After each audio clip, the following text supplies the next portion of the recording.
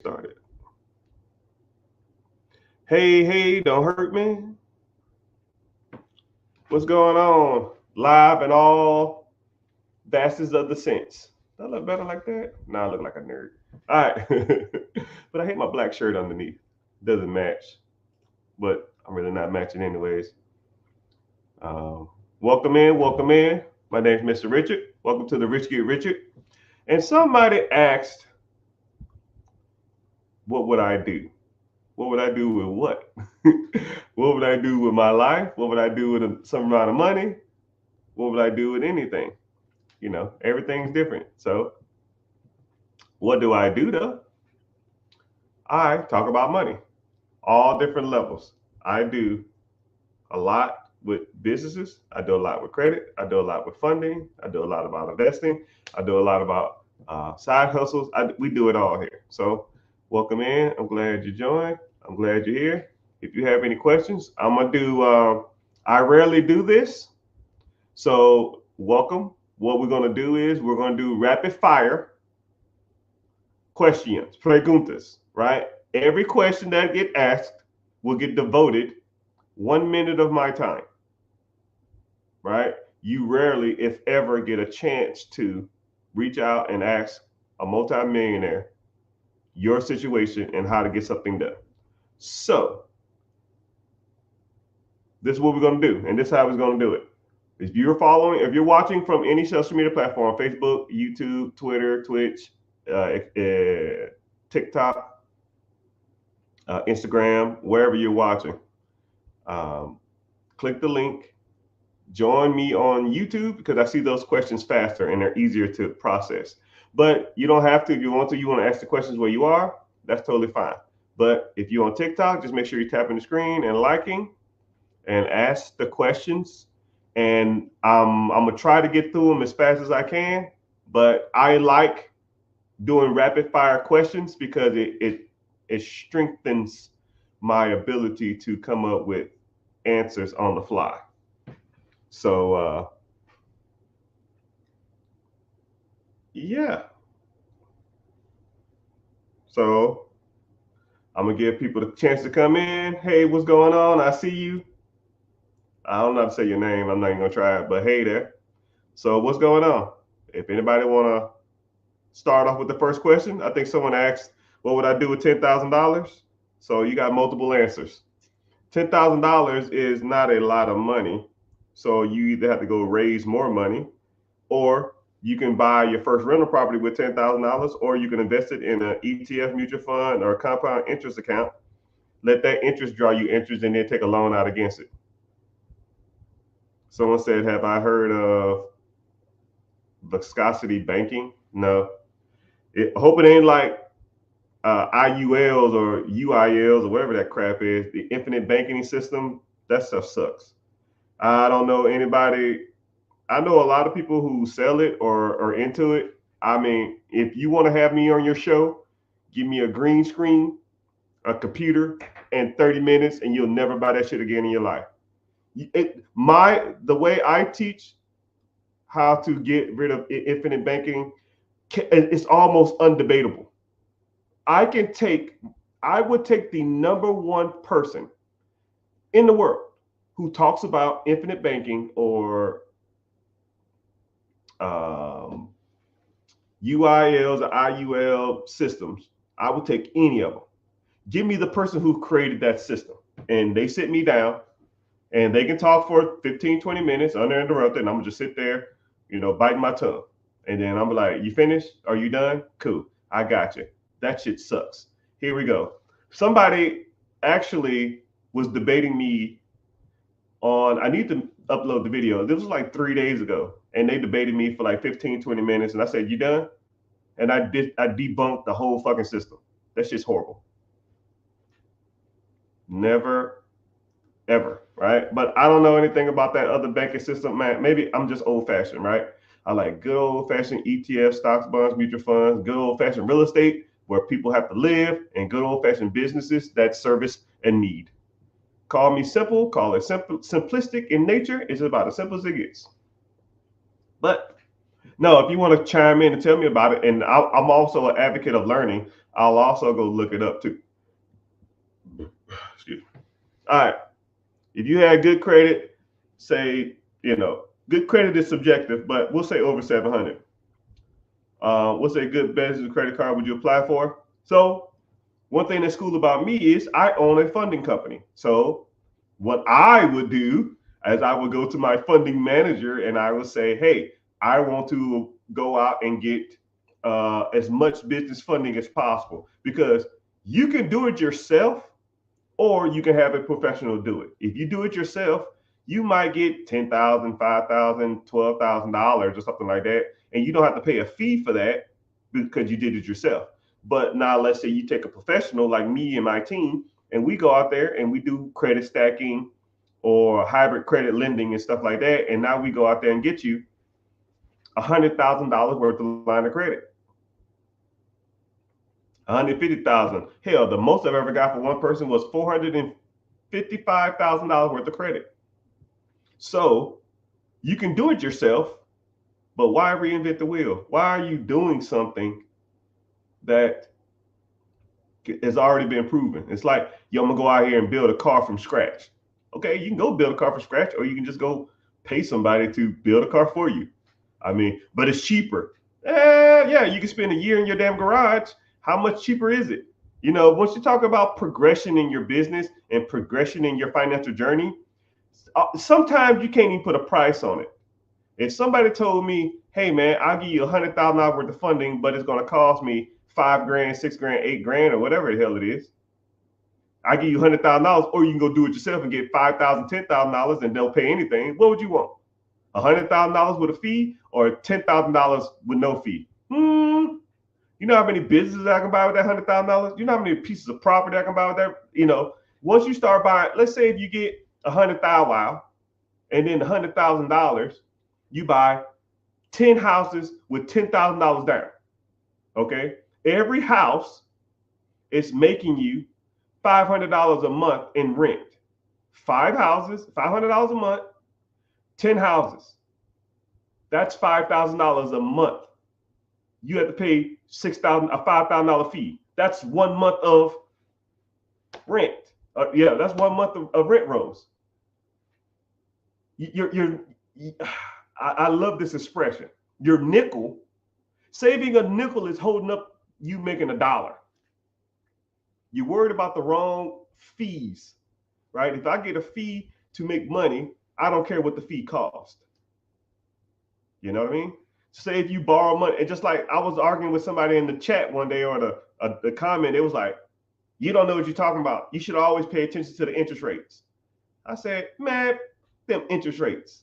Do you know what you're talking about? So I'll even break that down. Let's say there's a $200,000 house. Let's say the interest rate is 5%, meaning my mortgage is, I don't know, $1,500. Let's say it's renting out for $4,000 a month. 5% interest, $1,500 a month. It's renting for $4,000 a month. That's $2,500 profit. Take the same $200,000 house and let me put a 40% interest rate on it. 40% interest on $200,000. Let's say the payment is $3,500. But if it's renting out for $4,000, I still make $500 a month. This ain't rocket science, people. This is 7th grade math. Why would I, if the interest rate is 40% or 5% or 10%, as long as the asset I'm buying makes enough money to cover the debt, I don't care what the interest is. I don't care. So, anyways, let's get started. Let's keep going. Good question so far, though, yo. Good question so far, yo. Let's get to go. All right, so let's see. Preguntas, questions. Preguntas. I ain't getting no questions. What's the best way to buy your first rental other than 25% down? Okay, so in my mentorship, I actually brought this up. Somebody said, I want to get into real estate, but I don't have any money. I said, okay, cool. Here's 5 different ways you can do it. There's multiple ways you can do rental properties with no money down. Multiple. I mean, comically a lot. But you almost have to learn about real estate first before you learn about getting the best deals or getting owner financing. You know what I mean? Like I just gave an analogy a while back. A guy had a $10,000 Volkswagen, but let's say somebody down the street was selling the same Volkswagen, the same year, the same color, but his is worth 10,000, but someone's selling the same one, similar one for $50,000. If you think that a $50,000 Volkswagen that should be selling for $10,000 is a deal, then you need to learn how to evaluate cars better. It's the same thing with real estate. Once you understand how real estate works and know the ins and outs of houses, know the best markets, know the different strategies, know the different rent rates, know the different evaluation techniques, know how to negotiate with sellers, then you can talk about owner financing. You're trying to negotiate how to get 20-inch chrome rims and you ain't even got a car yet. You know, there's multiple ways on how to do that. Right? I'll even give you one off the top of my head. I'm feeling generous. Right? Let's just say you have a sign on the side. You put a sign out saying, looking for houses to sell. Okay? Boop. We'll buy your house, no money down. People are going to call you. And there's many techniques you can use, but I'll give you one example of a good technique. They'll say, hey, I have a house for sale. It's worth $200,000 and I owe $200,000. Okay. I'll take over your house. Why are you selling it? I'm moving out the country. I don't want to deal with it no more. You owe 200. It's worth 200. How much you need to move? I need about $2,000. Okay. You'll break even on this house. I'll make your mortgage. I'll pay your mortgage for the next 5 years, and then I'll refinance you out of it. And I'll give you $2,000 down to buy this property. Because $2,000 is the money you're going to use to move. Now, a $200,000 house at 20% down is 40 grand. You move the person out of their house for $2,000. Or what is that? 1%? I'll wait. You can put 1% down on houses, or you can put 20% down on houses. Hell, I gave you that one for free.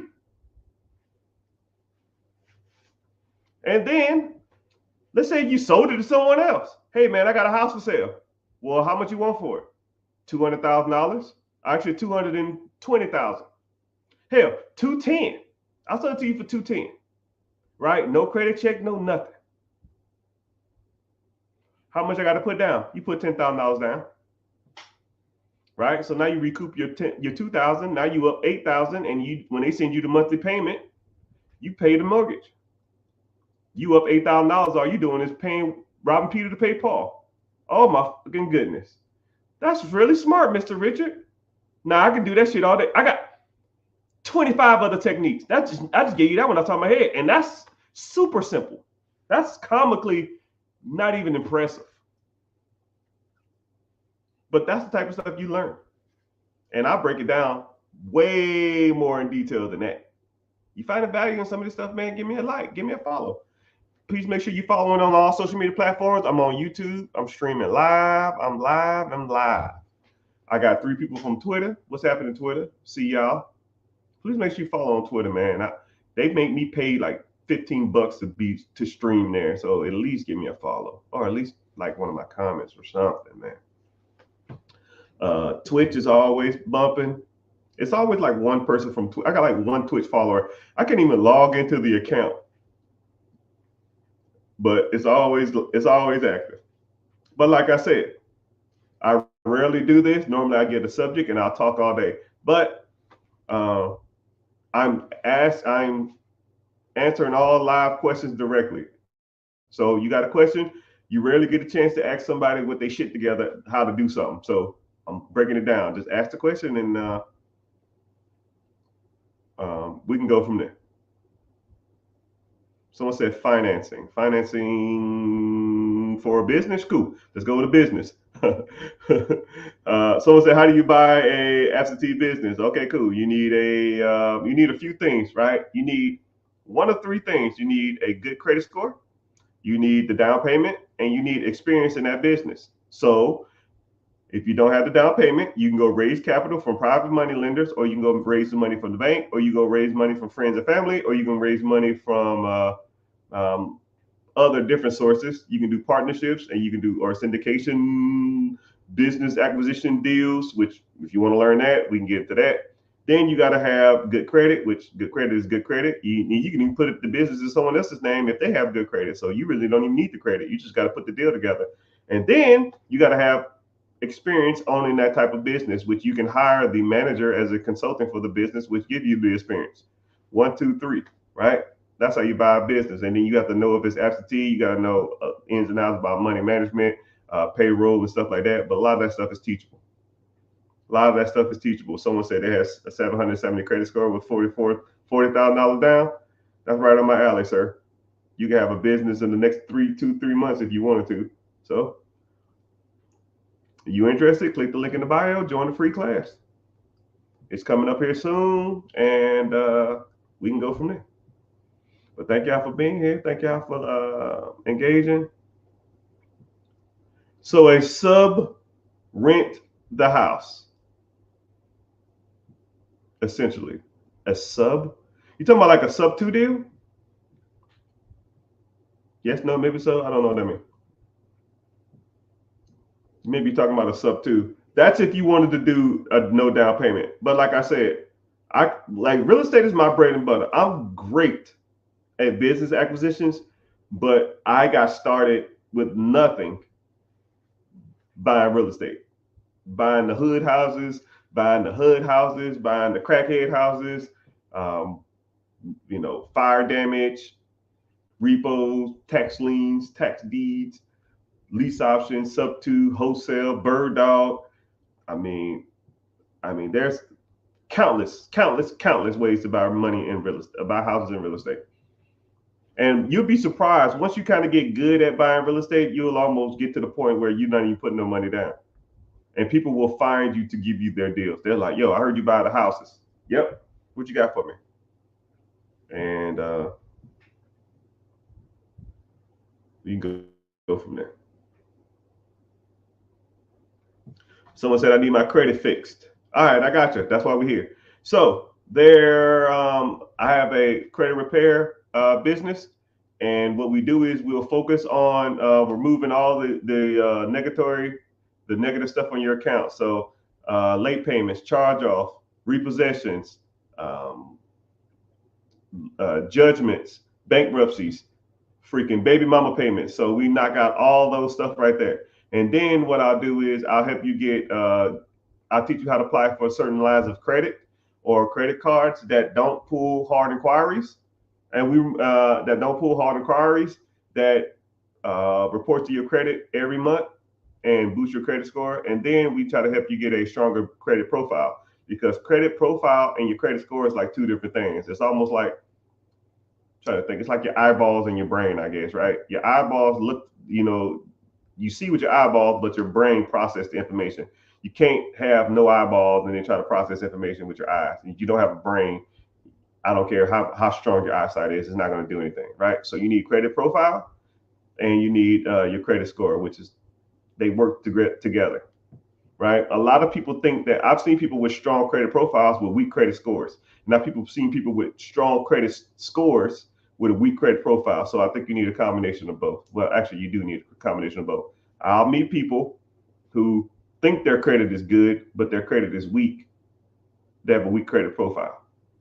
They'll have like one credit card and it's like a gas card for like $100, but their credit score is 750. And they're like, yo, my credit's 750. What can we do? I was like, yo, your credit is weak.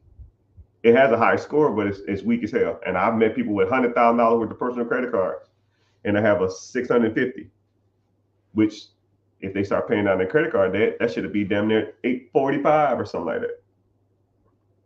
So there's a lot of times that people just don't know how that credit process works. So that's some of the things that you should learn, or that's some of the things that I teach you. But if you're interested in credit repair, like I said, click the link in the bio, join the free class, and if you want your credit repair, and it's automated too, which was kind of crazy because an individual actually earlier messaged me and said, "Yo, I sent you all my stuff to do my credit. What's next?" I said, "What do you mean, what's next? Like, you're done. Like, I do the rest." And he was like, what does that mean? Like, I don't have to send off letters. I don't have to fill nothing out. I don't have to give you my. I said, no. This is automated credit repair. You don't do shit. It's you give me your information, you pay, and you sit down and relax and don't do nothing dumb for the next 6 months. And as long as you don't do that, we're good. But a lot of times, some people have hiccups. Sometimes people have slip ups.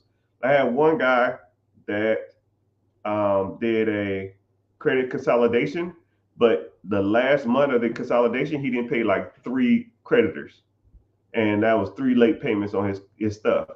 We knocked out, 15 late payments, but then he got 3 more late payments right as soon as the month was over, and I was just like, "Come on, dog, you're killing me." So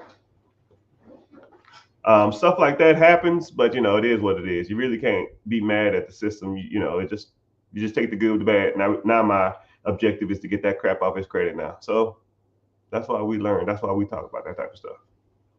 But yes, like I said, welcome in everybody. Thank you for coming in. Tap the screen. If you're on TikTok, tap the screen and tap the screen and give me some likes. If you're following from YouTube, if you want to sub, you can. It's Twitter in the house. Damn, there's a lot of people on Twitter. Click. Make sure you're following at least. Instagram is bumping like always. And we got some people on Twitch too. Somebody said, "Am I from Texas?" I want to ask y'all a question. I try to mask my. Thank you for the gifts, whoever too. I try to mask, and I comically work on really hard on trying to mask where I'm from. Right? If you had to guess based on the accent or the way I enunciate or sound out words, if you can just kind of guess where you think I'm from, a lot of people kind of won't guess. Somebody said Texas. Someone said Florida. No, not where I live. I'm talking like where I was born. There we go. If you let's play a little quick game, just to get some people comment and see where y'all think. Tallahassee. Damn, I sound like a Tallahassean.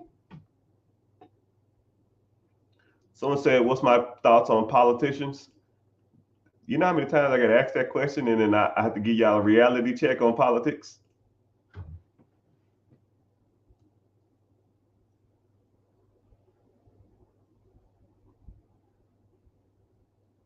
Detroit. Someone said no. Florida, Georgia. Do people from Florida have an accent? Someone said I got a question. Ask it again. The comments are going too fast. I couldn't read it. But Tallahassee, Florida, no. I grew up in Georgia, and I live in Florida now, but no. Do you fix credit if you from Texas? Yeah, I don't give a damn what state you in. You can be from the United States in another country. I don't care. If you have 3 credit bureaus, which they're really not credit bureaus, but that's another story. Someone said I'm from Harlem. No way. Someone said am I East Coast or West Coast? Neither.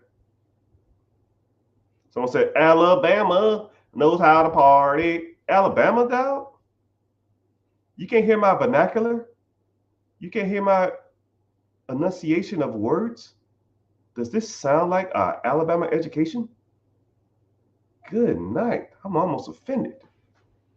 Almost. But I don't get offended a lot, so I don't really care. Oklahoma knows how to party. I grew up in North Texas, though, when I was in the military. It ain't Texas. Y'all ain't gonna get it. Y'all ain't gonna get it. When do you stream and how often? I'm new here. Well, hey, how you doing, sir? Someone said Vancouver. You from Vancouver or am I from Vancouver? I ain't from no damn. I ain't no Canadian. But I stream a lot. Ask the individual in the comment section. I can't never read their name. You said hood and crack house, so it must be Chicago.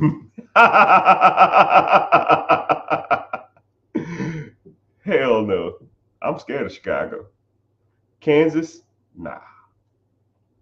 Typically, when people have like no accent, or they give like Midwest vibes. But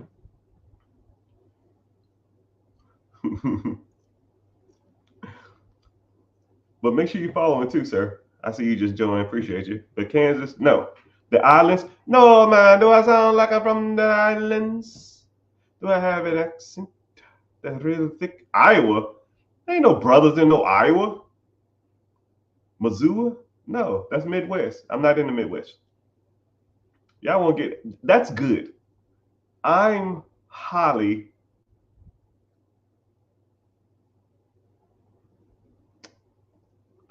pleased with my ability to speak. If you cannot guess where you think I'm from, because I actually met a guy from the same city I grew up in, and his accent was thick. It literally sounded like somebody from that area, from that region. Savannah? No, Savannah, Georgia. Yeah, I grew up in Atlanta though. I went to high school in Atlanta. I stayed there from 15 to about 24 till I went off to the military. Good guess though. Savannah, they got a lot of southern. They got southern draws though. Baltimore, that's Baltimore. No, that ain't it.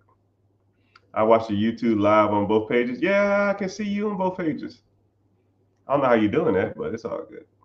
Is it echoey? But anyways, I'll go ahead and give you the answer, and then I'll just we'll move on. I was born in Louisiana, and I grew up in Tennessee. There's your answer. And then I moved to Atlanta. But I had to develop, when I was in the military, they trained me, Greenbow, Alabama, I Force. So when I was in the military, I had to go learn how to properly speak, which I didn't even know that was like a thing. And I get into this classroom and like you can hear all these different accents, and then like you start learning how to convey a message a little properly. And if your accent and all the mannerisms that you have will fall off once you are like formally educated on how to public speak properly. I almost recommend everybody in this community, everybody in here, to either go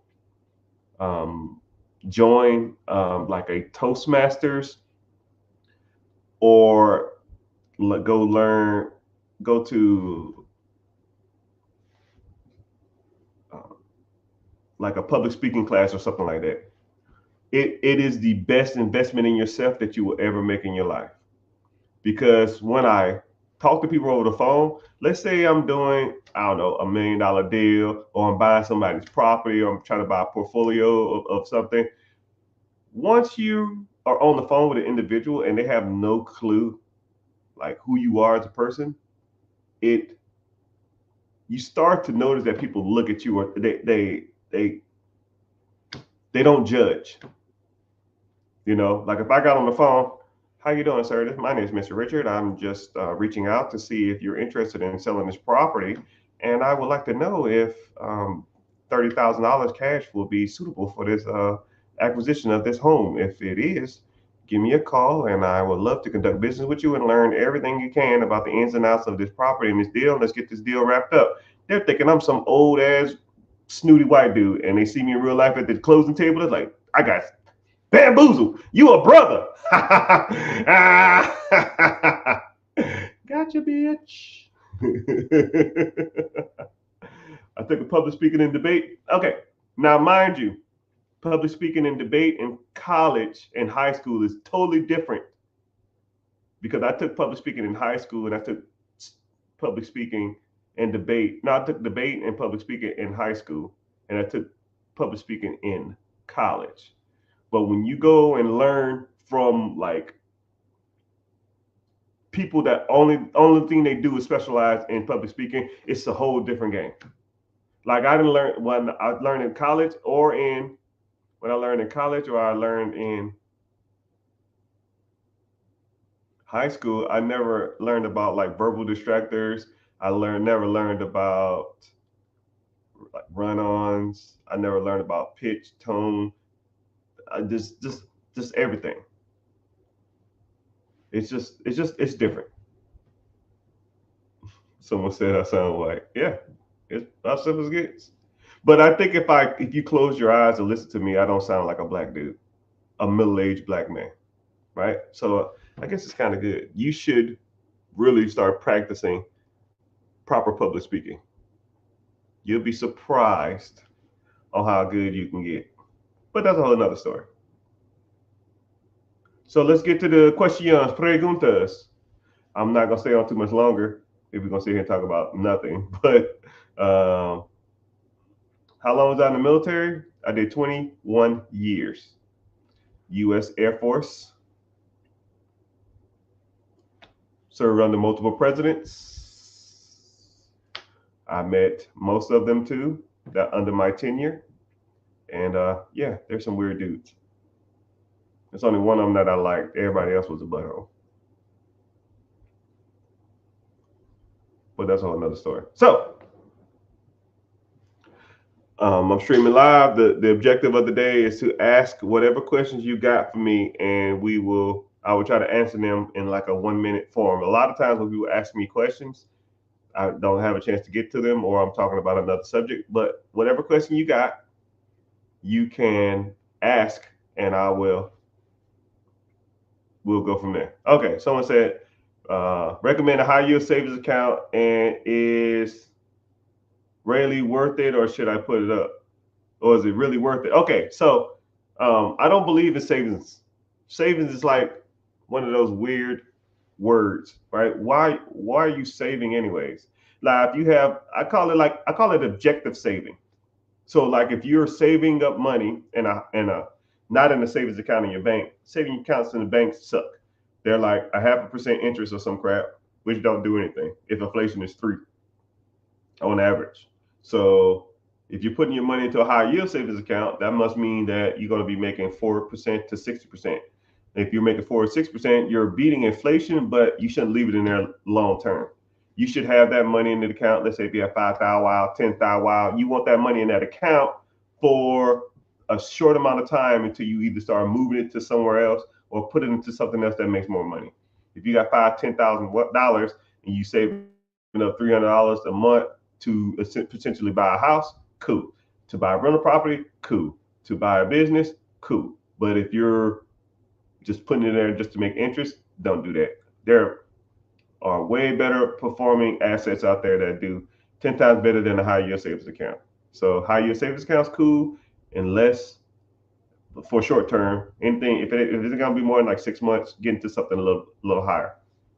Rate of return, ETFs, mutual funds, stocks, that type of stuff. Do 10 times better. Let's go with, what do you say is the best move for a 23-year-old with little savings? Sir, I'm gonna say this once. Compound interest fund that tracks the stock market, dollar cost average over your lifetime. Like one thing about money, one thing that can't, money is good, time is better. Okay? Let me see if I got my calculator up. I really didn't want to pull this up, but let's say this. Let's say the individual is 23 years old, and let's say he invests $200 a month, which is not a lot of money. Most people can afford $200 a month.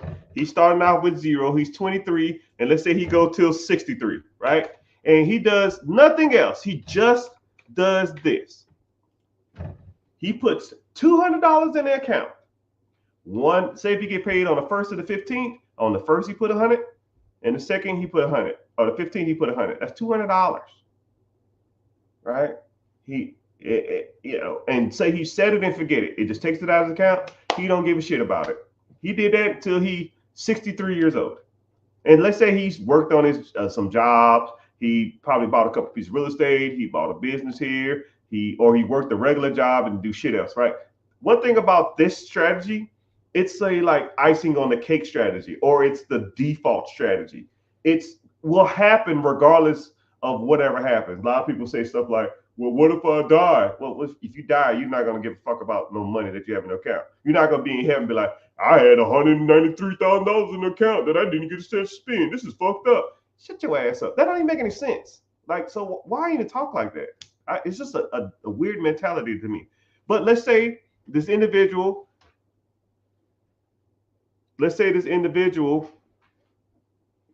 from 23 to 63 set up an account, put $100 in the account on the 1st and $100 in the account on the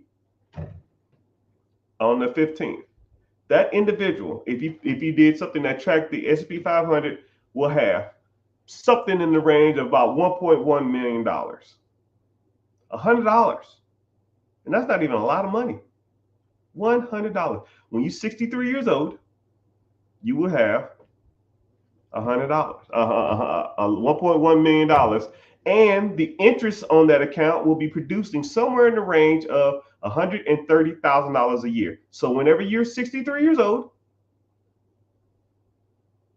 oh, damn, my math off. 23. I did 53. I'm so sorry. I was like, wow, that ain't a lot of money.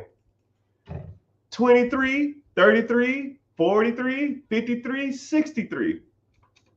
Okay, now that's a little better. Now it's $4.1 million. $4.1 million when he's 63 years old, and you will make in interest, this is where it gets good. Just in interest, you'll be making $505,000 a year.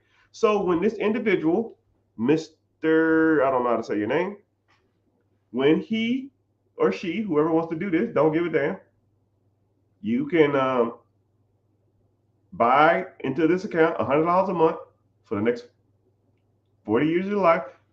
You'll have $4 million, and you'll make $505,000 a year in interest from 63 to 93, whatever, who gives a shit. And then you put the $4 million in a trust. You roll the trust over to your kids and your kids' kids and your kids' kids, right? They don't touch the trust, but they get a check for $505,000 a year every year for the rest of their lives. Now, who can't afford $200 a month? Who can afford a $100 paycheck? Most people can. You just got to set it up. That's why I say time is almost more valuable than money, because you can't get your time back. You 45, 55, 65, you can't even do that strategy. You're not even in the ballpark. You got to work on some other stuff, but you still should be investing in stuff like this. You might got to invest a little more to try to catch up, but these strategies are easy to do, easily implemented. Anybody in my community, I almost make them do it. And I'll say, how much you put in this month? Oh, it's on automatic. It's $250 every month. Deal. Because that's how we do it. Someone asked about XRP. I try not to talk about crypto a lot because people on here try to like rip people off with my name saying I'm a crypto expert or some shit, which I'm never going to DM you and ask you about some damn crypto. But there's only a handful of cryptos that I do like. XRP, Ripple, kind of the same thing. Bitcoin, Cardano, Ethereum. And they're all long-term investments. I'm not in here trying to like, oh man, I got this one weird ass crypto. I'm trying to ride it up and sell it. I'm trying to do stop loss and shots, pools, calls, ride the tail, drive the dragon down, stop loss, short sale. Dude, fuck all that. I don't got time for that. That's just a loser game anyways. You're a damn go broke gambling, right? If I wanted to sports bet, I'll bet on my Atlanta Falcons losing every damn week. Hell, I know that's a guaranteed win because we suck. Carolina just as bad. Put your money on that. You want to gamble on something? Gamble on them. Somebody said, "What's up? What's happening, Holmes? How you doing? How you mammy doing?"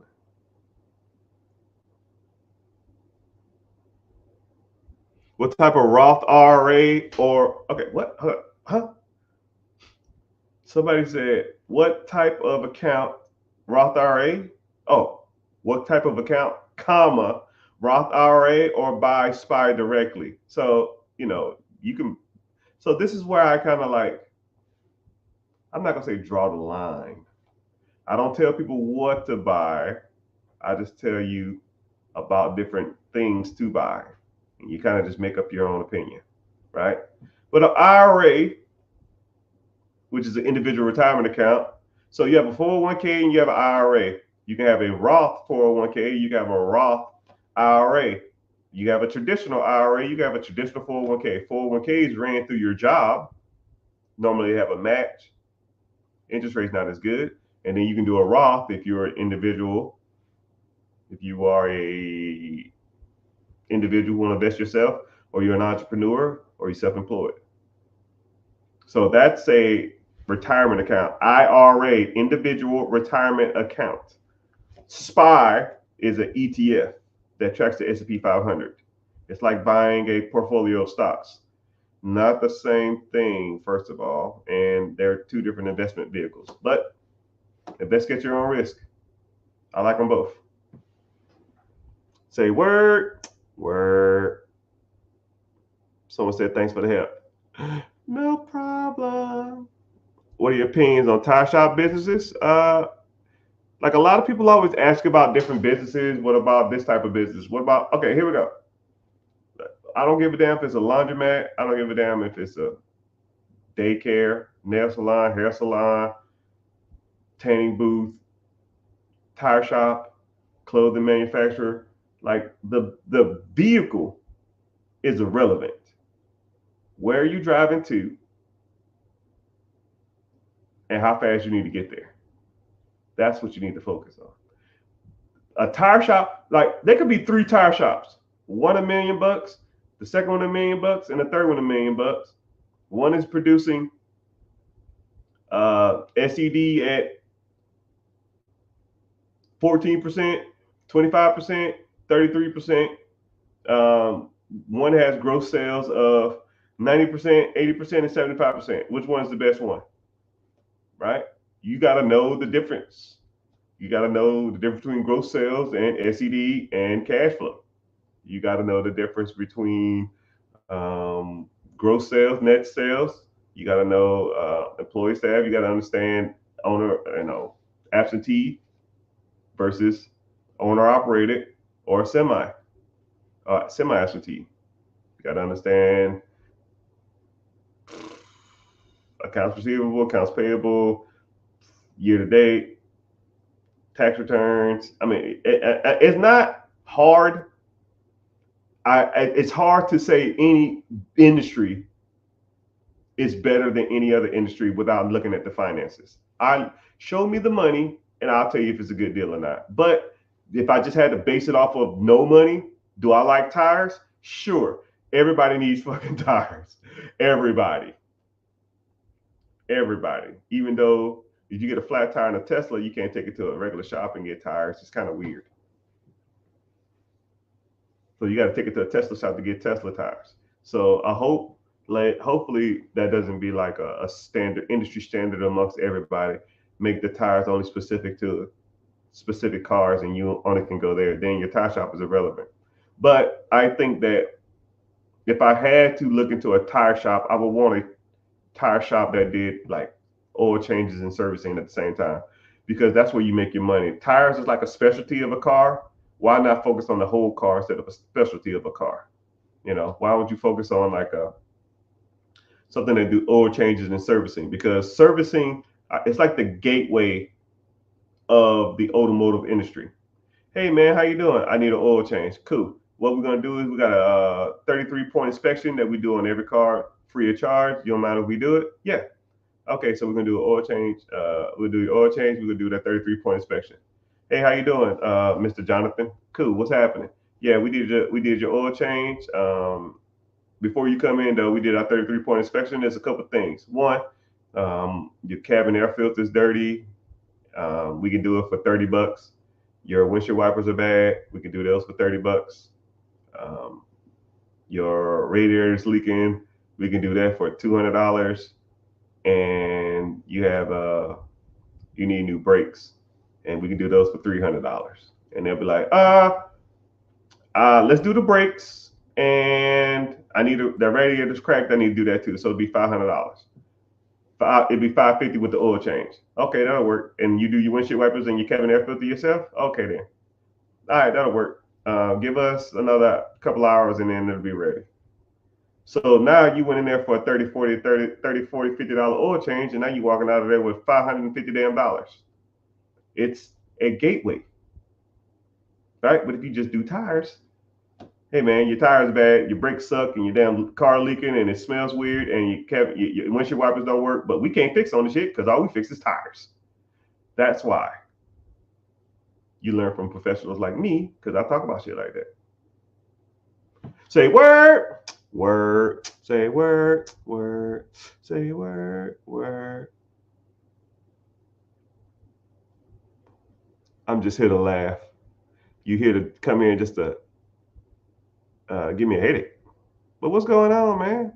What's the question? What's the word? Like I said, subjects before is that we're talking, and you can ask me any questions you want to. You want to talk about entrepreneurship? You want to talk about starting a business? You want to talk about buying a business? You want to talk about real estate? You want to talk about any of that stuff? Somebody said a tire shop in the hood is gold mine. Yeah, you get all your damn tires stolen too. Brother, a tire shop anywhere in America is damn near gold mine. You know? So don't ever think that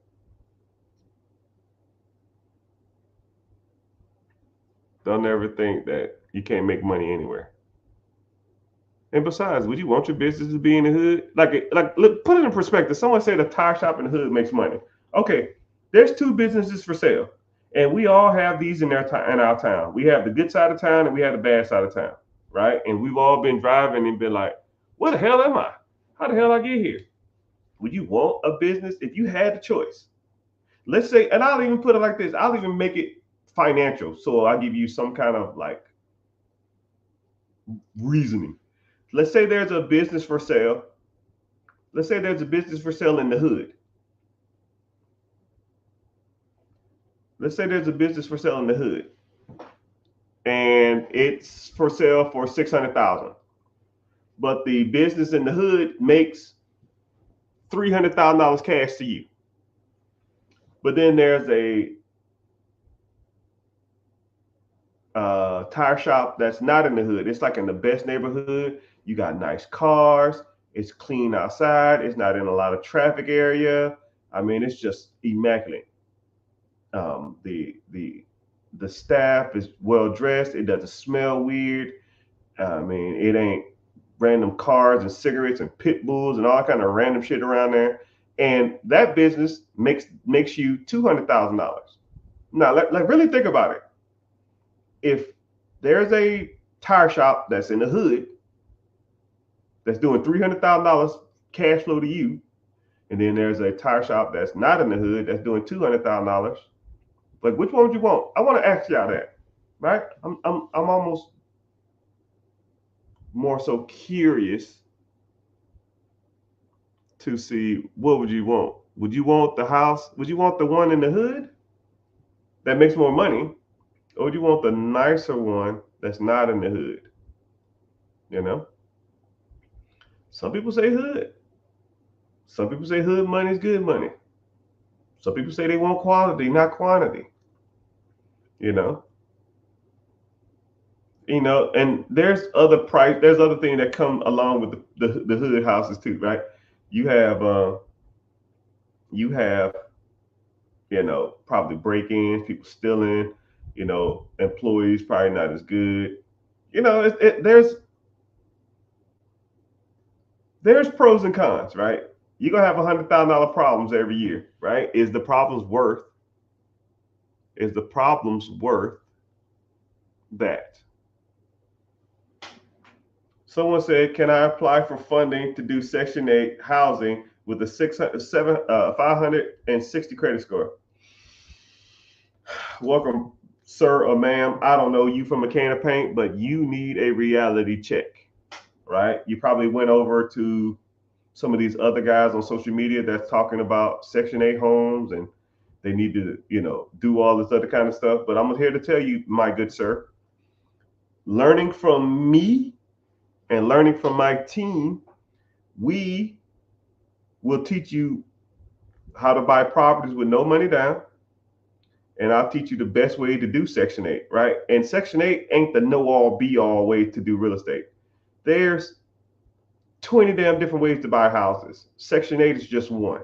And Section 8 is almost like not even, it's comically not even like that great of a program, right? And then it really depends on the state you want to invest in. Section 8, some states aren't even Section 8 friendly. So if you want to invest in your own state and Section 8 friendly, in a non-Section 8 friendly state, then Section 8 is not even a program that you won't even get involved in. But you got to learn this type of stuff, my guy. Then second of all, 560 credit score is not nothing. You can't do nothing with that. You can buy a primary home with a 580, right? You can get low-level credit cards at like a 550 to 560. So you need work, my friend. You need what I call in one of my business structure, the works.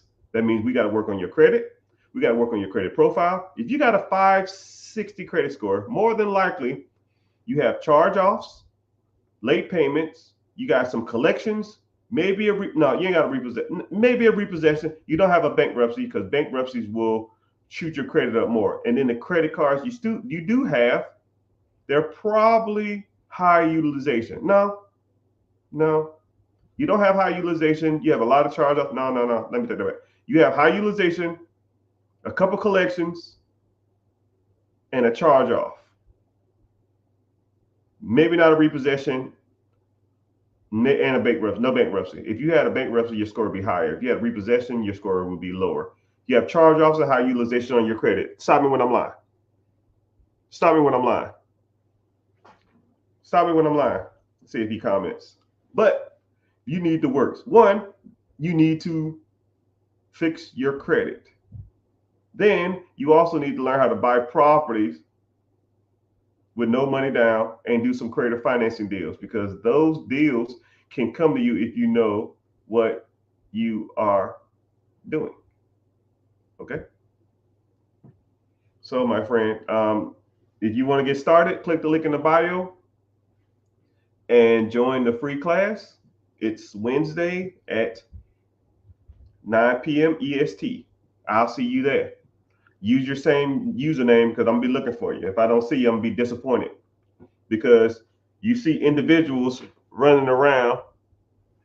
You see people running around talking about Section 8 making all this damn money, but my good sir, my good friend, you ain't even in the ballpark. You need some work, right? Join the tax class. It's not a tax class, but I talk about taxes if you want to, which I own a tax preparation business too, which I review your taxes for free. If you in the mentorship or the coaching, I review it for free, right? If you're not in it, I'm gonna charge you because you're not wasting my time. Someone said, which one do I recommend? Which one I recommend what? A tax class or a Section 8 class? I don't know what that means. Someone asked a question about Chase. Re-ask it. I didn't see it. If y'all could see what I see, I'm literally looking at 5 different screens with chats doing this. And all I'm doing is processing, right? But I'll answer the question. I just have to see it. And then every time somebody joins the live, it'll kick out the question. Oh, come to the class on Wednesday at 9 p.m. EST, and I'll break down whatever you need. You'll see exactly what you need. You'll know 100% without a shadow of a doubt which one you know, right? But I know for sure you're gonna need some credit repair, right? Someone's talking about I have a Chase credit card and I'm considering letting it go to collections.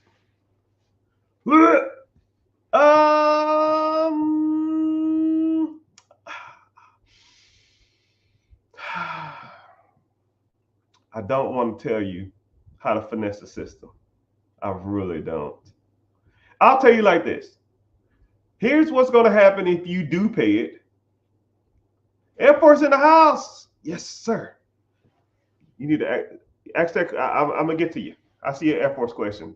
Thank you. Are you still in? I did 21 years in that hellhole. So let me think. So there's two things going to happen. It's like you have a Chase card. Let's say the Chase card is 10,000, right? You don't want to pay it. This is what's going to happen. And this is what's crazy about Chase too. So I almost never recommend anybody defaulting on Chase because Chase, they have a memory like an elephant. You default on a Chase credit card, they're gonna remember that shit for life, right? You're gonna be like 50 years old tomorrow. Yo, I need a Chase Gold card. They'd be like, you remember this in 2024, 25, 26? Yeah, that ain't happening. So. But this is what's going to happen. Say if you didn't want to pay it, this is what's going to happen. Your card is going to be, they're going to give you a late payment, and then your card is going to be closed. They're going to do 3 late payments typically. Then your card is going to be closed, and then that card is going to go to collections, or charged off, and it's going to be sold to a collection. The collection agency is going to buy that $10,000 debt for like $50, and then they're going to call your ass every month until like probably like a year from now. And they're just gonna keep calling, trying to get anything. They'll try to settle with you. You can settle with them probably for $1,000 because they paid $50 for it, so they make $1,000.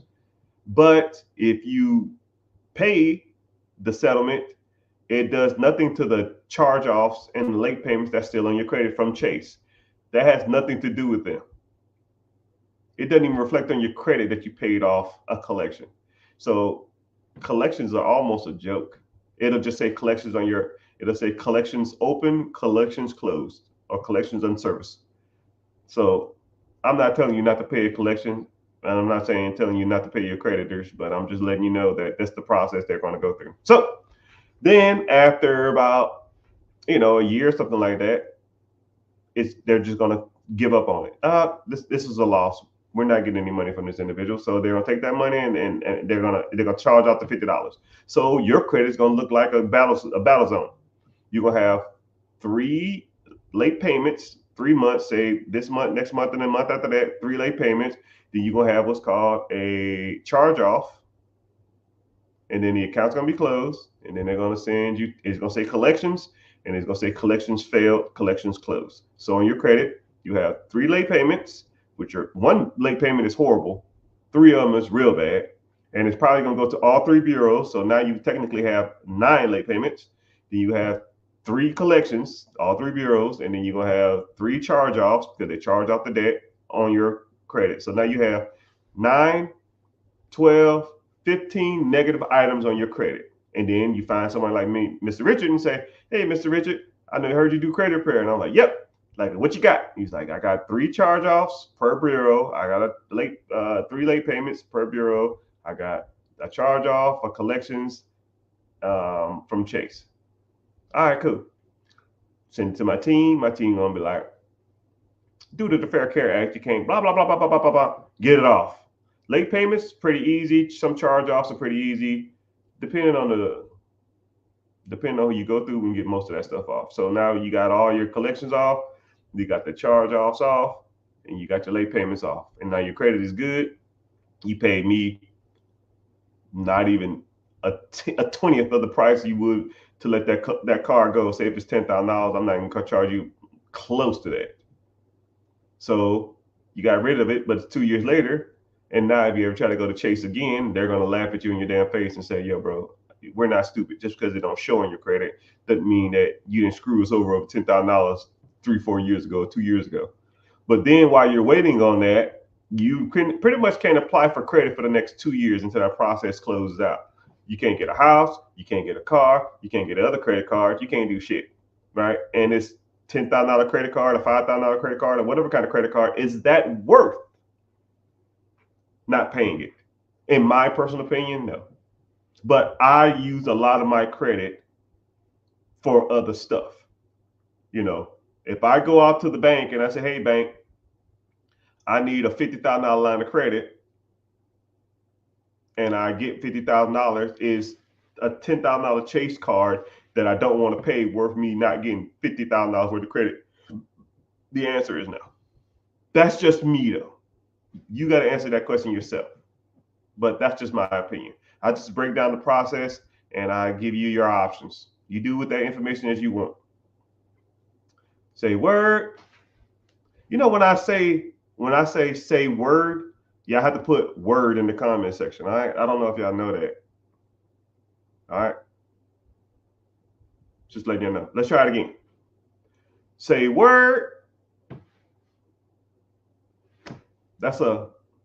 It's called a verbal distractor, but I'm reiterating the fact that I said something. Y'all just say word behind it. All right, word. I see you. I see your Instagram. Say word. All right. Somebody said they're Air Force, 28 years old, safety. Sorry to hear that. I was a 2 Alpha mechanic. 700 credit score, which is always good. You got to have it in the military. I have $35,000 liquid in IRA. You know how full. Do you have a TSP or you have a different 401k? Then I will, brother, if I was you, click the link in the bio, join the free class, because I love working with veterans and I love working with especially people in the Air Force, because I started in the Air Force with no money and I built that to $1 million a year empire.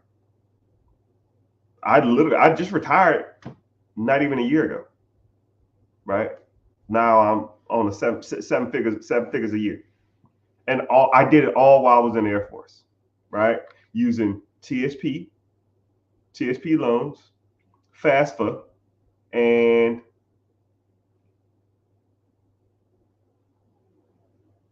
VA loans. My first property was a VA house. I used zero down and I rented it out for $1,500. And my mortgage was 8.25. I was making $575 for my house for zero down. Say word. Word. You have no idea where to start? Yeah, click the link in the bio, brother. I'll help you out. You got 14 years left? Yeah. So what we'll do is, if I was you, I would maximize my TSP contributions, especially if they're matching. You're probably not in the blended retirement. You're probably in the straight up TSP one. Make sure you're in Roth. Make sure you do the match. For every 5%, they give you 4. And then I would probably start getting into other. And I was looking to buying homes, and I was looking to buying businesses in my area. Oh man, dude, you can do all kinds of stuff, man. You can do all kinds of stuff. Somebody laughing when I say word. You got a lot of stuff going. But I say that all the time, and no one ever rebuttals with that. Can you dispute 2 or 3 of them?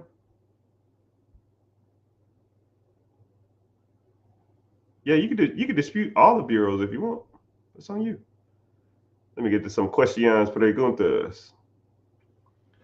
Yeah, someone said buy a house in every place you move to. Yeah, which you can do. Or what you can do is Google your state limitation on VA loans. Generally, is about $800,000. So let's say you live in North Carolina. I don't freaking know.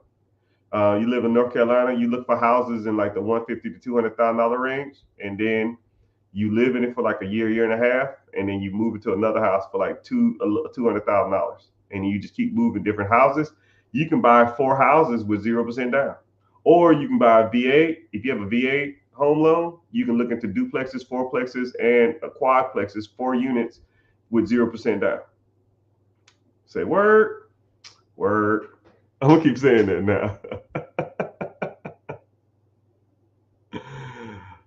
Where do you start disputing bankruptcies and foreclosures from 2019? Off your credit. It's kind of weird though. Like I have a credit repair team and they dispute everything. We try to get rid of everything off your credit, right? I want the clean slate. We knock out late payments.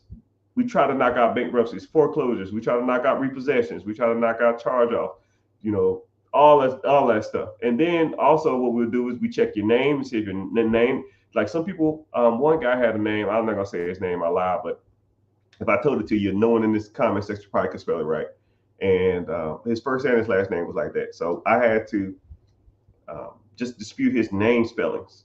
His name was misspelled 21 times on his credit. And just fixing that, his score went up like 70 points. I've had people who had like 10 addresses in the last 7 years, right? What's your current address? Boom. Let's put that on there and everything else can go. It doesn't contribute to your credit. It shows that you're inconsistent and unstable. So now get them off the credit. Now you make your credit profile stronger. Things like that. But yes, if you want my team to do it, I can knock it out. But I almost can't just sit here and break down how to try to dispute off of credit repair, off bankruptcy and foreclosures. That's like bankruptcy and foreclosure is like the Michael Jordan and LeBron James of credit. It's like the biggest thing out there, right? Now I might could sit here and try to explain to you like a couple late payments or something like that, but even that is a little way more difficult than I want to deep dive into on this discussion. But I talk about this stuff all the time in my community. I break it down. If you want to learn it, we'll talk about it, but most people don't. All right. How to establish business credit without buying stuff from vendors, Uline, Sunbelt, Home Depot, real estate lots. Yes. Yes. Welcome, my friends. This is my specialty. Oh, man. Sir or ma'am, I think I see you in the comments a lot. You, my friend, need to get your butt in my class. You have been learning a technique that hasn't been effective since 2018. Trade lines, net 30s, net 50s, net 30s, net 60s, net 90s has not been utilized. Dun & Bradstreet is the company that tracks those systems. Dun & Bradstreet is in a class action lawsuits. They're not even tracking people no more. So for those who don't know, I'm gonna kind of put y'all on some game because a lot of people don't know that this was even a thing. And a lot of people don't even know how this process even worked. So 2019, 2020, it was a company. So there's for years, the private sector and the bureaus and all these different kind of financial institutions had a issue with trying to track business credit and differentiate business credit from personal credit. And they've tried all different types of techniques. I mean, since the damn 80s. I'm not going to go into detail about that crap. Y'all don't care. But for the sake of this argument, I will get to this one right here. There was a company that came out and said, yo, we will track people's business credit and report to the bureaus as people pay their trade lines or people pay their vendors. So they said, okay, cool. This company is called Dun & Bradstreet. Dun & Bradstreet said, okay, if you want to get lines of credit, you need to go out and get vendors or you need to go out and get trade lines. And the trade lines, they'll give you lines of credit. Lines of credit can be paid over 30 days, 60 days, or 90 days, or a net. The total net is due in 30 days. Net is due in 60 days. The net 90 days. So that's a net 30, net 60, net 90 come from, right? So people went out and did all this bullshit. I even did it too, right? So you go to like Uline, Grainger, Sunbelt, Home Depot, all these other different companies, and you say, hey, I need to get a vendor. I need to get a trade line with you. Okay, for your account to be active or activated, you need to spend a certain amount of money a month. Sometimes it was $100, sometimes it was $500, sometimes it was $250. Who fucking knows, right? And what you do is you spend $100 at Home Depot, $100 at Uline, $100 at Granger, $100 at whatever Sunbelt, and then they'll report to your account, right? And then the accounts was supposed to go get tracked at Dun and Bradstreet, but Dun and Bradstreet wasn't tracking. So people were spending. I know, and then what happened is they said, no, okay. It's hard for us to track these accounts because there's not enough. So you need to have. I remember one time Dun and Bradstreet said you need to have like 10 trade lines for us to track it effectively on your credit. So people went out and got 10 accounts. So you had to get 10 accounts and pay $100 a month. That's $1,000 a month. And then Uline, the only thing that sold that was worth a damn is toilet paper. So you get cases of toilet paper. And Home Depot, you go there and buy some tools or some random crap just to get a trade line. But I figured out the Home Depot stuff. I'll just buy gift cards. But, right, that's a whole nother story. So then you do all this crap. And then Dun and Bradstreet, people were saying, yo, man, my Dun and Bradstreet score wasn't even showing up. I can't go out and go get lines of credit. I can't do nothing with this. So now Dun and Bradstreet wasn't even reporting to the bureau. So they weren't even tracking it. Someone said, I got mad cases of toilet paper. Yeah. That lets you know that I know what I'm talking about. If you got toilet paper through Uline, that lets you know I already did it. I was there. But that system was flawed. They got sued, they closed down, and Dun and Bradstreet's pretty much not even a thing no more. So let's reel it back in. People still need business credit. But there's no neutral system to track business credit. So what the banks and the financial institutions came up with, they said is, if you can secure lines of credit in your personal name, we will honor them in your business name.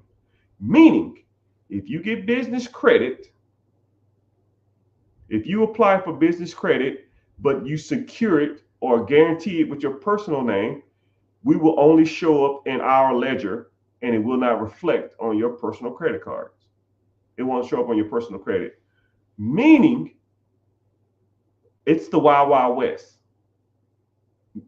You can go out and get multiple lines of credit with multiple banks as much as you want, and it doesn't show up on your personal credit. And just like I said, I knew what I was talking about with the Granger thing. Yeah. Multiple millions of dollars worth of credit, people. Millions of dollars worth of credit. I got stacks of credit cards. Stacks of them, right?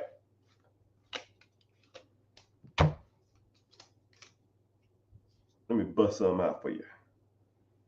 You know?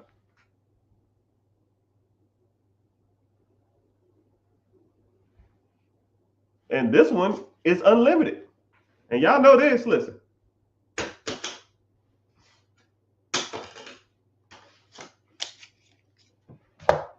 You know, when you hear that noise, you know that's the big money. All right.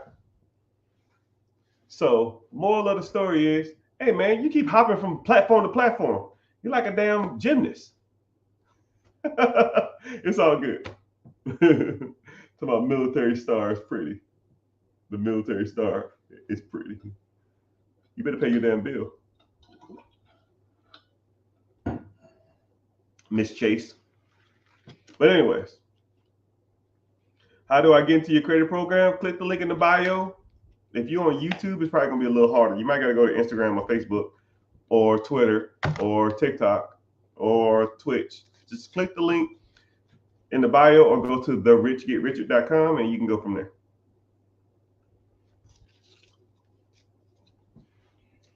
But that is a great question about the net 30s. That shit don't work, man. It's trash. So if you want to use in the program or use in the community, I will teach you how to secure business credit in your personal name. No, sorry, secure business credit with your personal credit. and then the business credit doesn't even show up on your personal credit. I mean, let's say if you get $50,000 credit card from Chase and it doesn't show up on your credit unless you default. I mean, shit. Now you can go get multiple lines of credit everywhere. I got like 5 Chase cards, and then that's per LLC too, or S corp or C corp or sole proprietorship. So if you have 3 LLCs, as long as you secure the debt, you get a $50,000 credit limit per LLC. So now you get 3 lines of credit, 3 lines of credit at $50,000 a piece.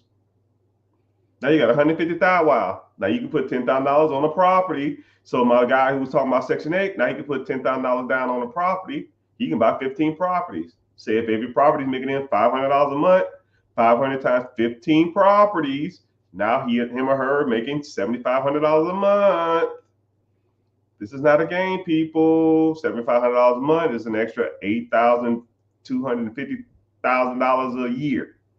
Can you use an extra $82,000 a year? I'm sure you can. And you use other people's lines of credit to do it? You fucking righty. Freaking right, doggy.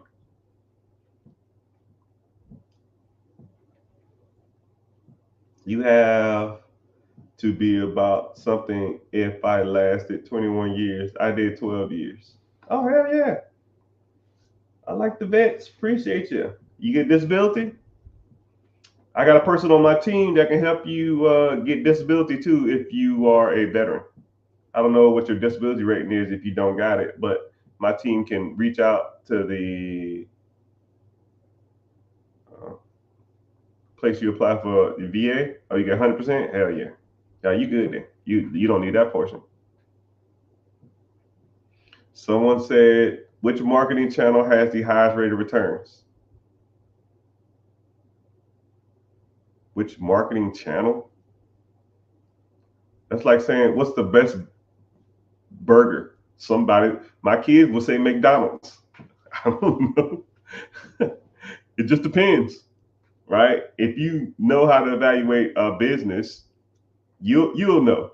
If I sat you down for more than an hour and broke it down, you'll be like, wow, this makes sense. And then you won't ask questions like that.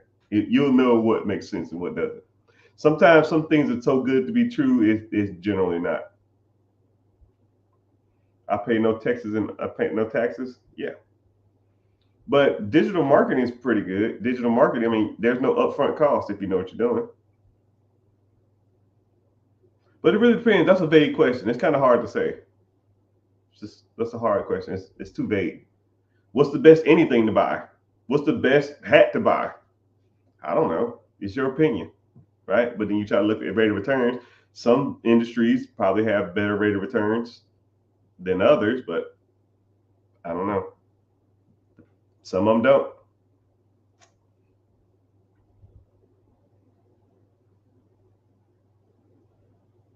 I paid at least 4 people to clean my credit, and none of them did anything productive and took my money. Well, sorry to hear that, sir.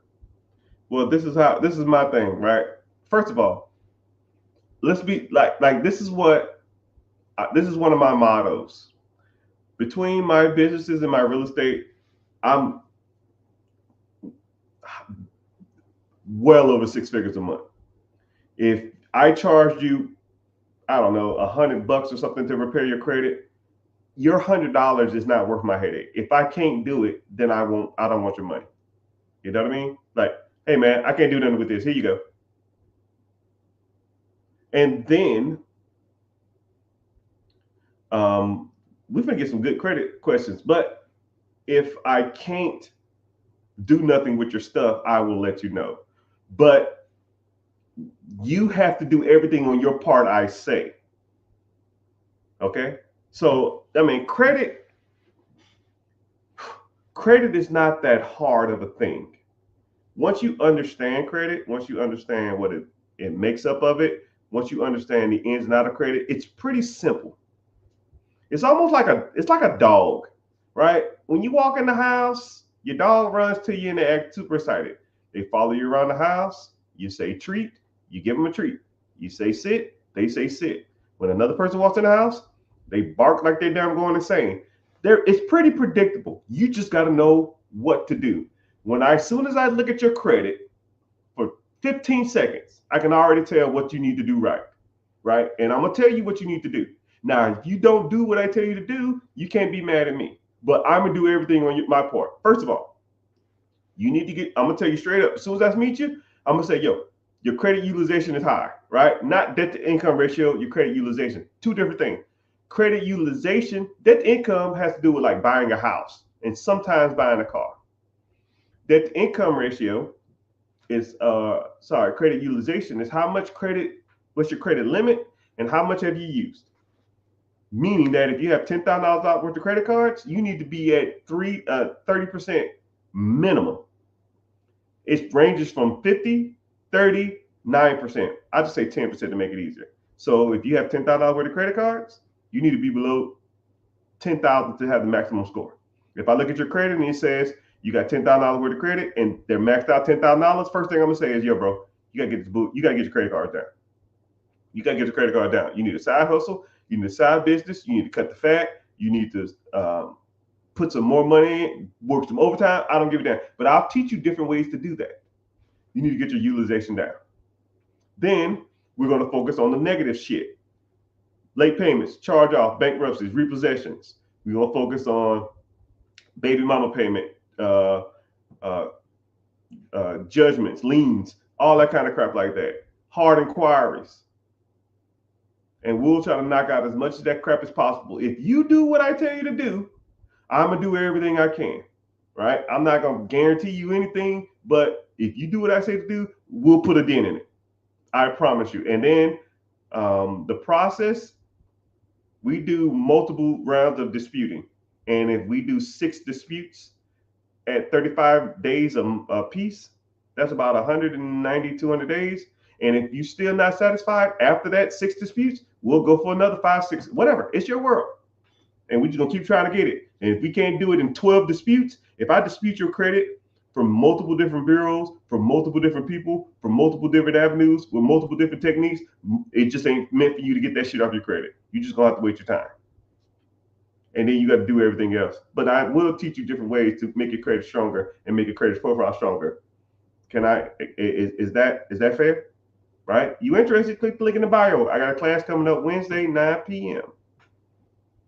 EST. But that's a great question, yo. But I'm not like other people because I don't need your money. I really don't. And if you're not satisfied, here you go. I don't care. Me being harassed for a couple $100 is not worth my time. Right? I'm up here, man.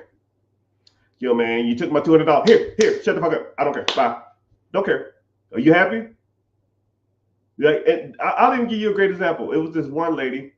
She signed up for, what was it? She signed up for the program. I think she was in it like a week. It wasn't even a week. It was like 2 days, 3 days. And she said, hey, I got to talk to you about something. I think I changed my mind. I don't want to do it. Okay, call this number. Okay. Hey, what's going on? How you doing? This is Mr. Richard. How can I help you? Oh, you picked up the phone? Yeah. I said call me. You called. Okay, cool. Hey, I paid for this, but I don't think I'm going to use it, and I don't want to waste my time or your time. And I just want to know what the process is from here. What's your name? Linda Jones. Cool. Looking at your account now. It'll be in your account. Here's your refund, and it'll be in your account in 3 to 5 business days. Anything else? No, that's it. Yeah. That easy? Yeah. Oh, I thought I was going to get on the phone and kick and scream. And no, I'm not that guy. I don't care. $200, click buy. You have a good day. I'm not going to force you to want to change your life. I'm not going to hold you down and make you learn something you don't want to learn. We're not in 3rd grade. I'm not your damn daddy. I don't got time for it. If you want to learn, let's learn. If you don't want to learn, see you later. But now I'm not going to be like, you've been in the program for 10 months or 15 months or something like, yo, I changed my mind. No, I don't work like that. right? I do have stipulations on that type of stuff, but I am straightforward. I'm a lot of people say I'm personable, so I don't it's not worth my time. I'm not going to sit over here and argue over a couple $100, right? And then I'm looking at my account and I just did a real estate deal that made me, I don't know, $85,000, and you talking about $200. Bye, click, hit, bye. Anything else? We good? Bye. Later. Have a good one. I'm not going to beg you to change your life. You got to want to do that yourself. And I'll just say the same thing. Whenever you change your mind and you're ready to move forward, I'll be here. And they say the same thing. Yeah, it's just not a good time for me now, but I'll be back. Yeah, right. See you. Never see him or hear from him again. But hey, he said, I have charge-offs and closed accounts. Bro, they can get that off. But there are some creditors that are a little harder than others. That one is they're not as bad. But make sure you're liking, make sure you're following people.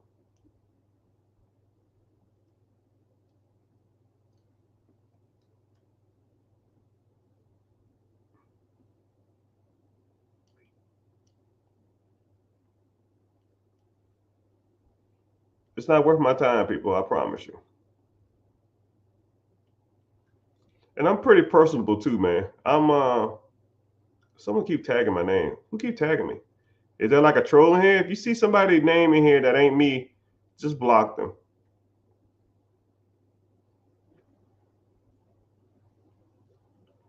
Laser Ghost. Why y'all look so mean in y'all profile pics?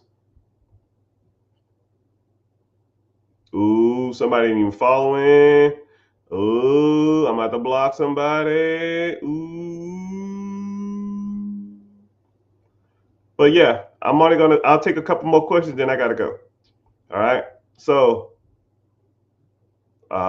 if you wanna, real quick, we can talk about credit. We can talk about business funding. We can talk about personal credit. We talk about business credit. We can talk about real estate, buying investment properties, commercial properties, investment properties. You talk about if you want to get into sub 2, section 8, wholesaling, bird dogging. Oh man, we talk about all that type of stuff.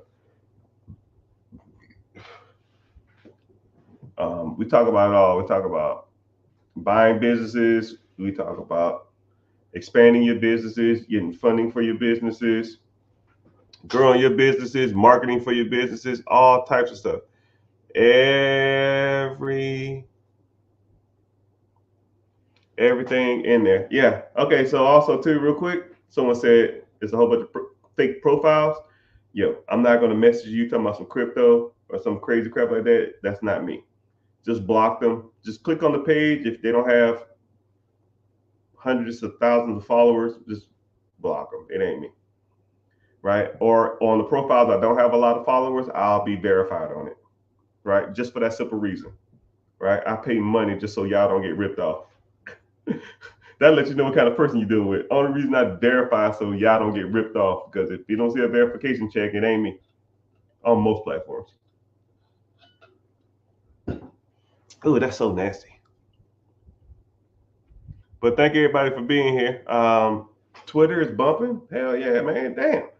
YouTube, I see you. Well, went off now. Well, some people just left, but it's all good. Someone keep tagging me. Keep in mind, they have no picture on their profile. Yeah, I don't know who that is, man. But yeah, it ain't me. But yeah, go ahead and get some questions. Preguntas. Let me see what questions y'all got. Yeah, that ain't me.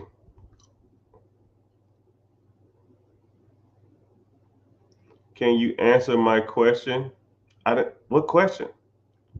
I don't see no question. Okay, someone said, how long does it take you? Re-ask the question. Yeah, the class, links in the bio in the class. Click the link in the bio and join the free class. Where should I start investing? Yes. Next question.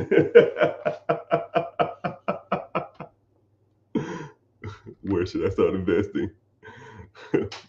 Yes. All of it.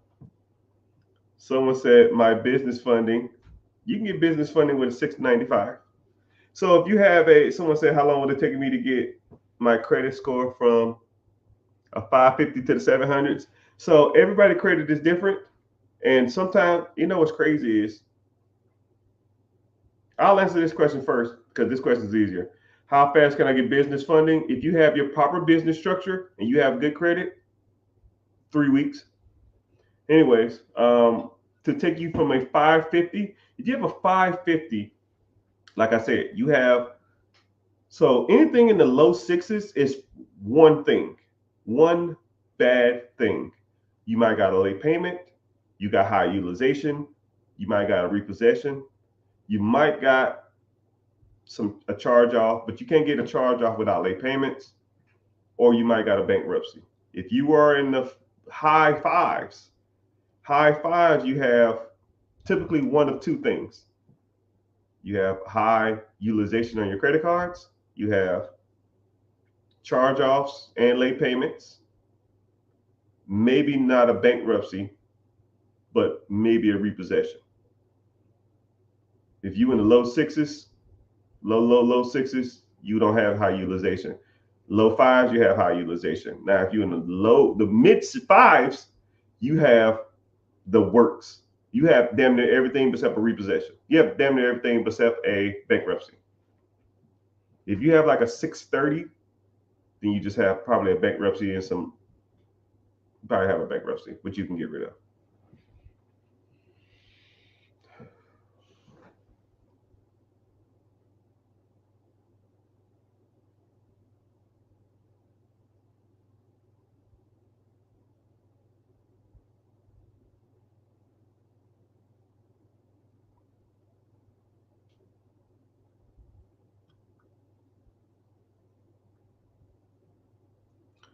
Okay, yeah. So to take your score from a 550, it just depends. It depends on how messed up your credit is. 550, you got a lot of wrong.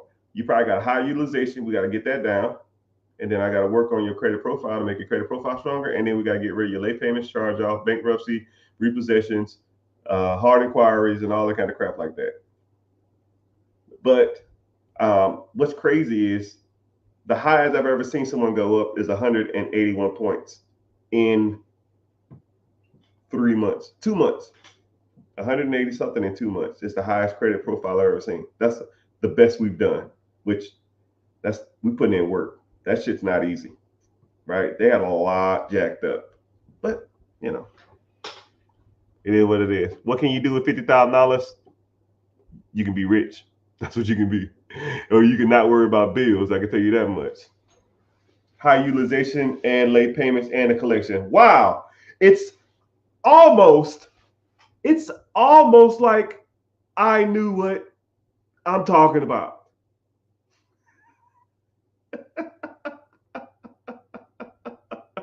It's almost like I know what I'm doing when it comes to credit. God dang. I literally said that if you're in the 500s, you have a combination of the three: high utilization, late payments, and the collections. I literally said that. You might even got you might even have hard inquiries too. Is a 6? Say word, word. He gave me a cheers. You're right. You gave me a cheers. I know what I'm talking about, man. I ain't out here messing around. Somebody said I'm 60% disabled, which my disabled guy can help you get a higher disability rate. And then also too, I have 100. I'm going for 100. I can do it for you if you want me to. You have a 680 credit score going back to school. What do you think? What do you do? If you're going to school, I mean, if you want, if you're a veteran and you go into school, they're gonna pay you to go to school. You get your BAH, right? Register at the school or register your home address as somewhere that's have a high BHH rate. You get pretty much paid to sit on your ass. With the disability, if you get retirement, you don't have to do anything. That's what I would do if that's the case. Or I'll be trying to work on a business and or real estate at the same time while doing all those at the same time. But hey, what do I know? What's happening, sir? I see you. See you join in. I just bought a Camaro. Making the payments around $750 a month. Oh my goodness.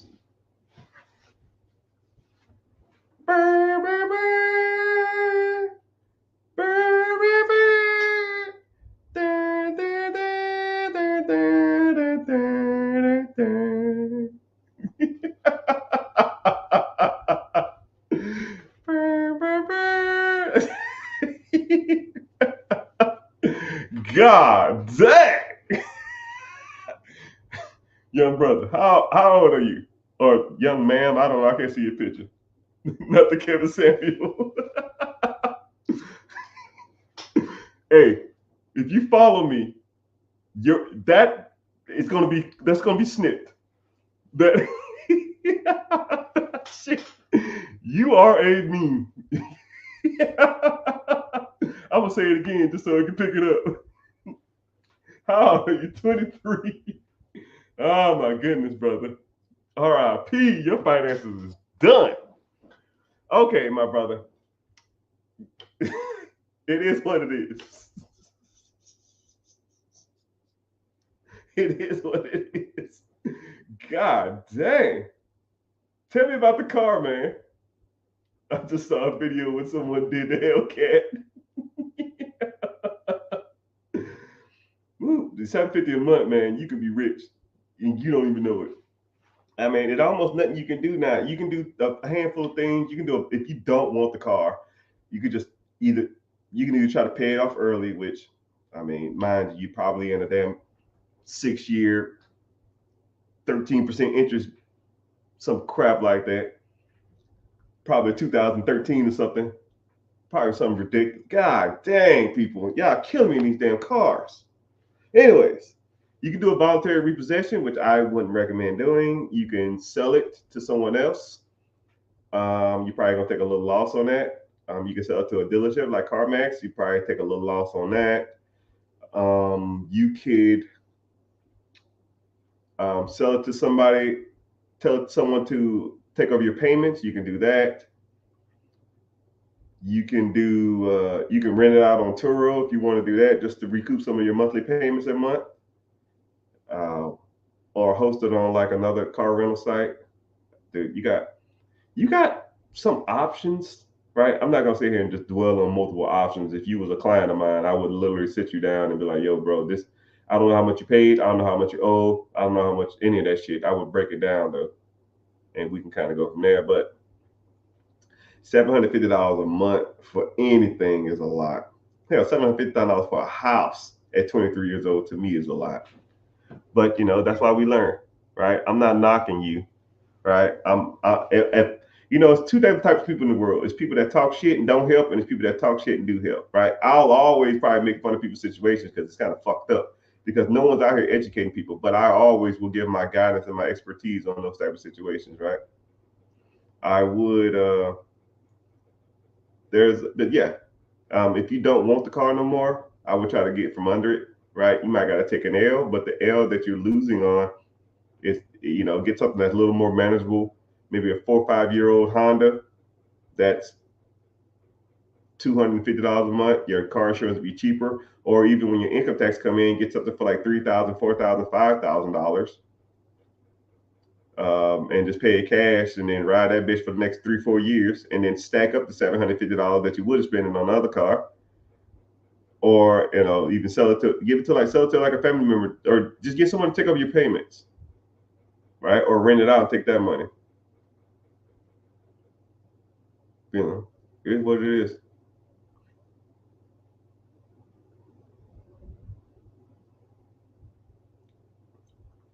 But yeah, let me see. My vacation to my, I charge my vacation to my credit card. Hold on.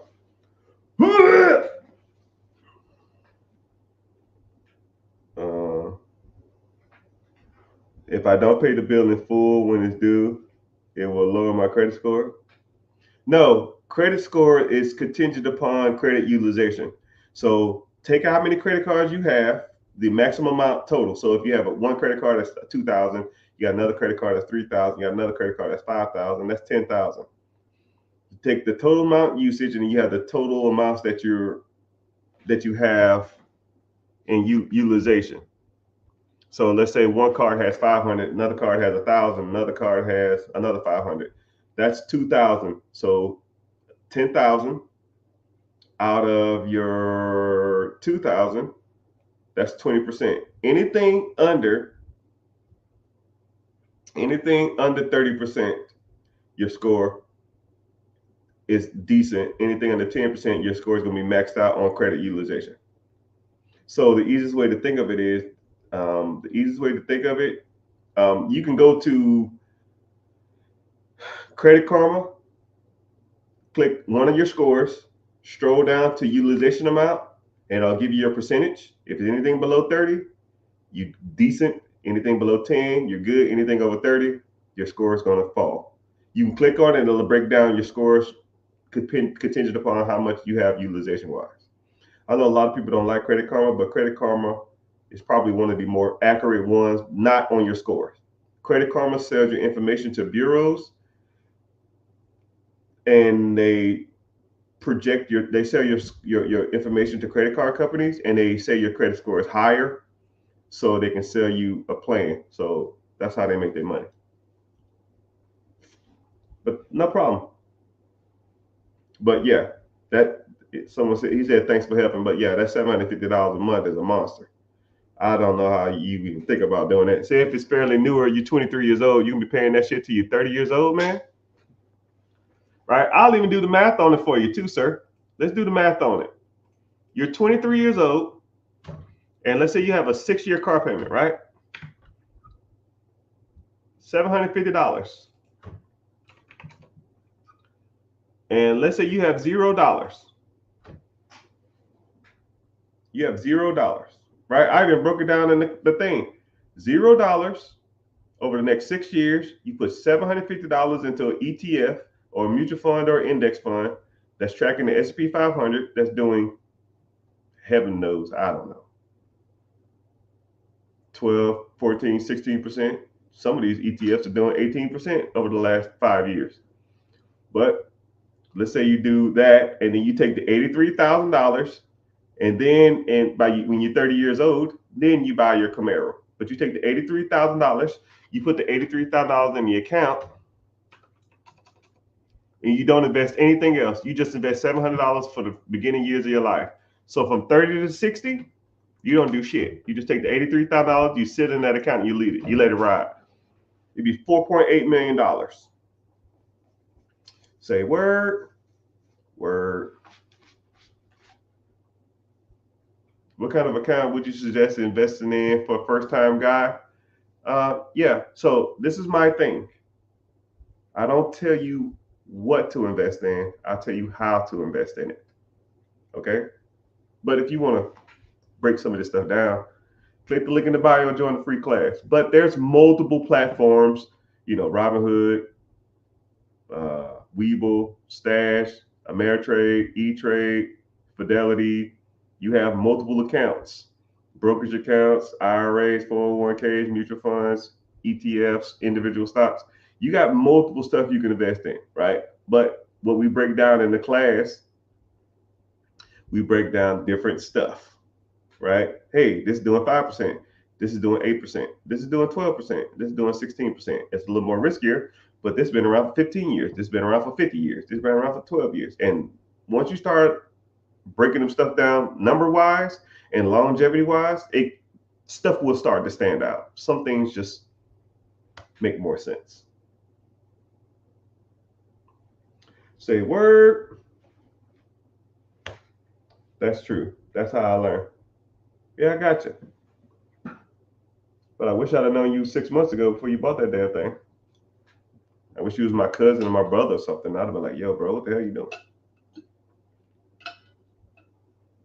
Dude, I'm so thirsty, but I put like vegetables in my stuff and it tastes like crap. Anyways, One more question, and then I'm out. So the world is yours. Like Nas said, whose world is this? The world is yours. Social media gets mad if I'm on live for more than 2 hours. They like it, but I can't. Certain streaming platforms don't like it. Say word, word.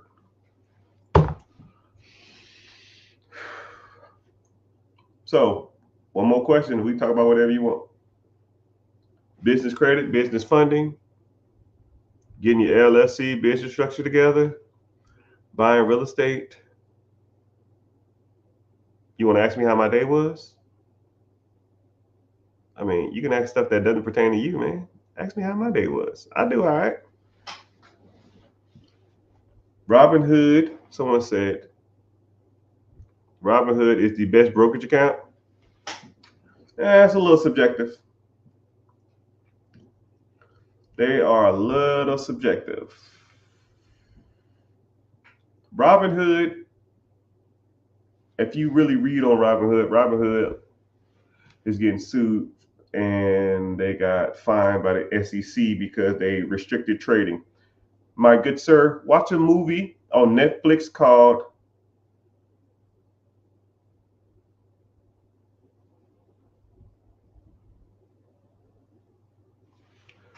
Brain Fart. Normally I'm pretty good at this stuff, but it's not funny money.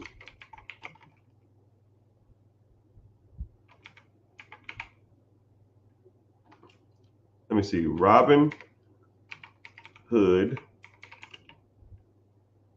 app stock movie. If y'all know it, say it. Stock movie.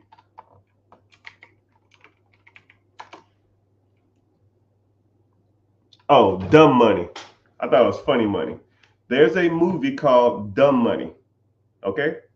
And that movie walked you through the perspective of the average traders, the multimillionaire hedge funds, and the apps like Robinhood who restricted the buying and selling of certain stocks because they didn't want their millionaire and billionaire buddies to lose a lot of their money. What is the best account to open up for the first time? Probably a brokerage account or a. But yeah, it really depends. A brokerage account, like that's what we're talking about. He says Robinhood, but you can open up the accounts, but you got to know what to invest in. And we break down all that stuff. Even though the last 3 months I've been trying to talk about investments to my class, they don't want to talk about it, even though they need that stuff. But hey, whatever. It's all gravy. But my friends, it's been real. It's been fun. It's been real fun. I'm wishing you the best. Say word. Can't say it hasn't been real because it hasn't. Appreciate y'all being here. Make sure you liking, following for whatever social media platform you're on. Let me tell you something. And also make sure you're following and when you're going out through your journeys and your destinies and going throughout the world, like start paying attention to like the world around you and the money scenarios that come up. And whenever you say, "Man, I'm not sure about this," just think there's a random strange black dude on the internet that's trying to get everybody on this money game, and that's how we learn. But I appreciate y'all for being here. TD Ameritrade, yeah, they're not bad either. But the vehicle is irrelevant. What are you buying in the vehicle, right? Thank y'all for being here. It's been real. It's been fun. But it has been real fun. Later, dudes.